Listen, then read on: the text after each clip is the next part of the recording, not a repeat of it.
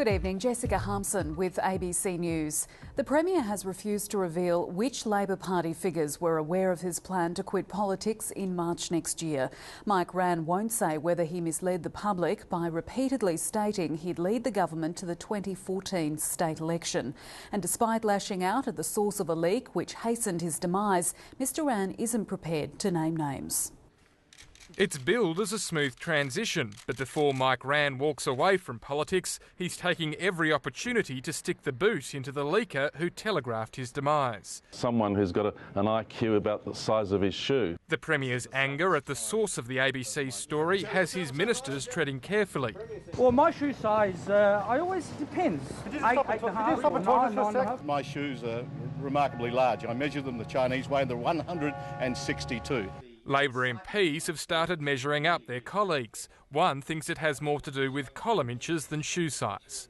When I read political commentators saying that such and such an MP is going to be promoted or is a strong performer, one can be certain that the MP being promoted is one who leaks confidential material.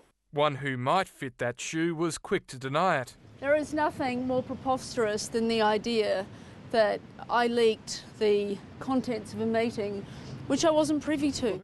While Michael Atkinson is prepared to point the finger, Mike Rann won't. I'm not fingering anybody publicly. He's also refusing to reveal who he told of his plan to quit in March next year. No minister has admitted knowing, and the Premier in waiting, Jay Weatherill, says he didn't. He wasn't part of the decision, no. Nor was the public. The Premier repeatedly said he'd serve until the next election.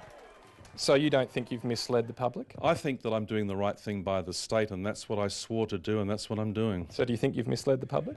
I believe I'm doing the right thing by the state. Mike Rann is prepared to reveal that one of his last acts in office will be to introduce legislation to protect our Karula. But he denies its a pointed message to some in Labor's right faction said to have opposed the move. What I'm doing right now is telling you some of the things that I'll be doing before I leave, like Cinderella on midnight on October the 20th. Not exactly a fairy tale exit. Nick Harmson, ABC News, Adelaide.